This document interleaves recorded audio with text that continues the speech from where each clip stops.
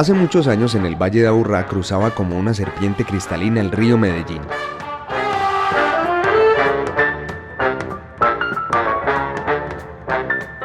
Con el desarrollo llegaron el tranvía eléctrico, los primeros automóviles y el paso de miles de comerciantes que se quedaron en una tierra próspera y acogedora.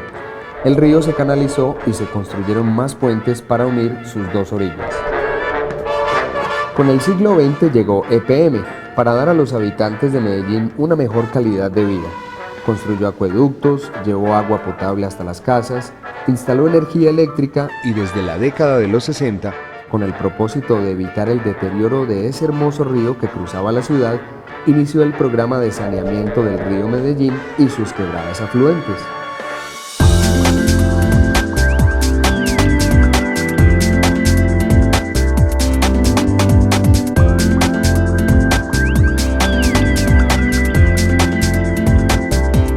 Como parte de este programa de saneamiento del río Medellín, EPM contrató en la década de los 90 el diseño y construcción de la primera planta de tratamiento de aguas residuales, que entró en operación en el año 2000 y que conocemos como Planta San Fernando. En esta se remueve materia orgánica, medida en términos de DBO, que significa demanda bioquímica de oxígeno. Esta es la cantidad de oxígeno que consumen las bacterias para oxidar o degradar la materia orgánica. Y de otra parte, también se remueven sólidos suspendidos que le dan un aspecto desagradable a los ríos y quebradas. Profe, ¿y qué más se ha hecho en este programa de saneamiento? Mira, Miguel, EPM ha construido una amplia red de alcantarillado a ambos lados de las quebradas. Estas tuberías se denominan colectores.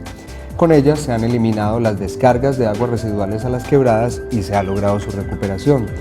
También se han construido paralelas al río Medellín otras tuberías de alcantarillado llamadas interceptores a lo largo del Valle de Aburrá.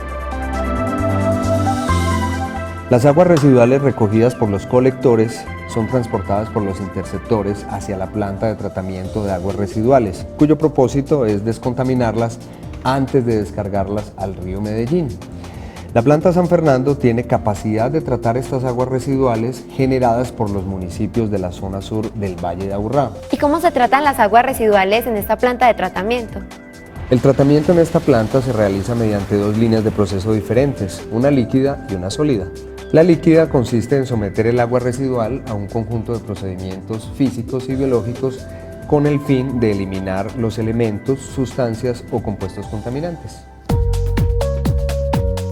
La sólida es conocida como el proceso de lodos. Allí se tratan los lodos resultantes del tratamiento de aguas residuales para convertirlos en biosólidos. La planta, a su vez, cuenta con un sistema de control de olores. Profe, ¿y cómo se sabe que un río está descontaminado?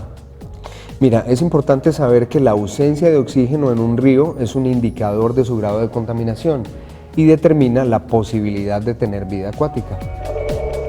Un río no contaminado tiene aproximadamente 7 miligramos de oxígeno disuelto por litro. El mínimo requerido para que se desarrolle vida acuática es de 4 miligramos por litro. La recuperación del río Medellín es un proceso gradual. Con la planta San Fernando, el nivel de oxígeno disuelto en el río subió de unos niveles de 0 miligramos por litro a más de 4 miligramos por litro en su área de influencia. Con la entrada en operación de la planta de tratamiento de aguas residuales Bello, el oxígeno disuelto llegará a un nivel promedio de 5 miligramos por litro en todo el río. Empecemos por saber que para realizar el proceso de tratamiento en la línea líquida deben llevarse a cabo varias etapas.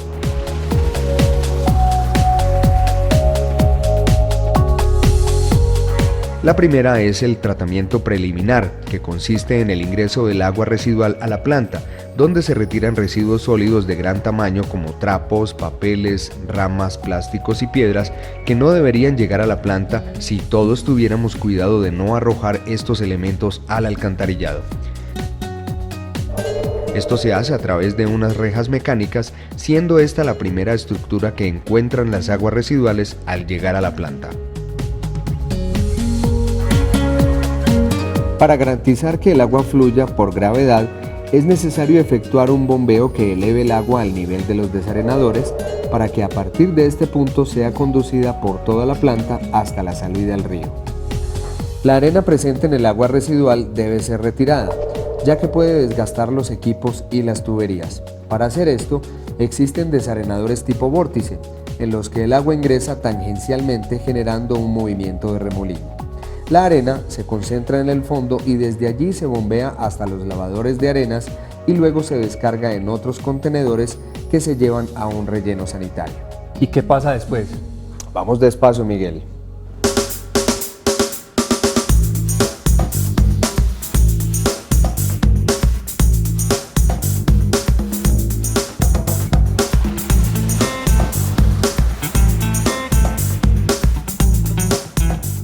Luego de lo que hemos visto sigue la etapa de tratamiento primario. Imagínate un gran tanque en donde unos sólidos livianos, grasas, aceites y espumas flotan en la superficie y unos sólidos más pesados se sedimentan en el fondo formando unos lodos.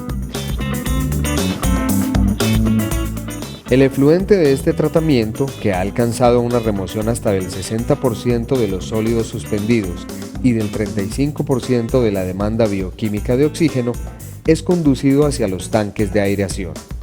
¿Y cuál es el procedimiento que sigue?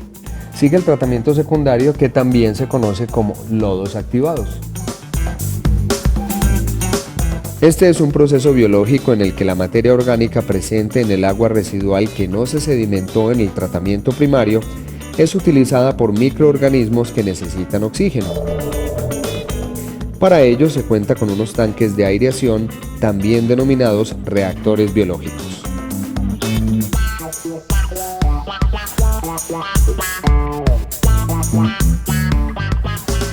Cuando el agua residual entra en el tanque de aireación, hace contacto con los microorganismos que consumen y transforman la materia orgánica o contaminación en agua, dióxido de carbono, CO2, energía y más microorganismos. El oxígeno que necesitan los microorganismos se suministra en forma de aire que se toma de la atmósfera y se lleva hasta el fondo de los tanques por medio de equipos conocidos como sopladores. El aire se libera a través de difusores que producen burbujas muy finas. El agua residual al salir del tanque de aireación o reactor biológico contiene una gran cantidad de lodo que debe ser retirado antes de verterla al río Medellín.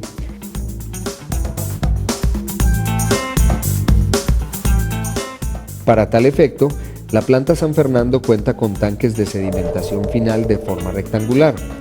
Un equipo de barrelodos concentra los lodos en una pequeña tolva, de la cual se retiran por medio de motobombas.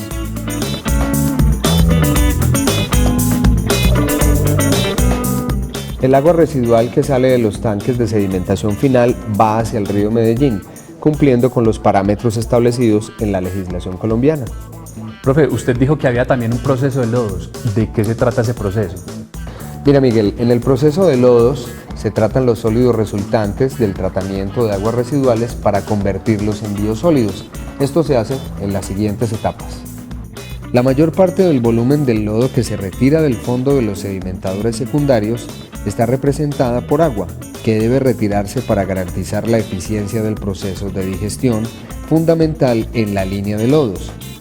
En la planta San Fernando se utilizan las centrífugas que evitan que el lodo se exponga a la atmósfera, por lo que no se producirán olores desagradables en la instalación.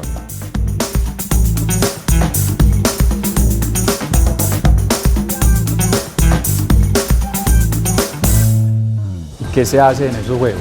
Allí se realiza la digestión anaeróbica, proceso que estabiliza la materia orgánica. Con la digestión anaeróbica, adicionalmente, se obtiene una reducción importante de la masa de lodos, pues ocurren procesos de conversión llevados a cabo por bacterias anaeróbicas, en los que se obtienen finalmente dióxido de carbono, agua, bacterias y biogás. La temperatura del proceso es de 36 grados centígrados, con variaciones de más o menos 1 grado centígrado, por lo que se debe garantizar calor para mantener dicha temperatura. Profe, usted habló del biogás. ¿Para qué sirve? El biogás que se genera en la digestión anaeróbica se conduce a un tanque de almacenamiento. Luego se lleva a unos motogeneradores donde se produce energía eléctrica con la que se atiende 1/3 de los requerimientos energéticos de la planta de tratamiento de aguas residuales San Fernando.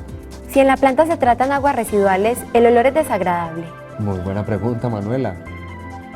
La planta cuenta con un sistema de control de olores, cuyo objetivo es recoger y tratar el aire que contiene olores desagradables y que se liberan durante el transporte del agua residual o por los diferentes procesos del tratamiento, tanto en la línea líquida como en la de lodos. Los gases del aire maloliente como el sulfuro de hidrógeno, el amoníaco y los mercaptanos se forman durante la degradación de la materia orgánica.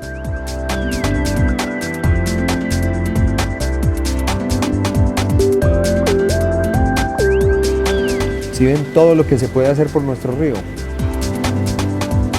Con el apoyo y compromiso de todos hemos logrado tener un río más limpio y un ambiente más sano. Porque el futuro de nuestro río es también nuestro futuro.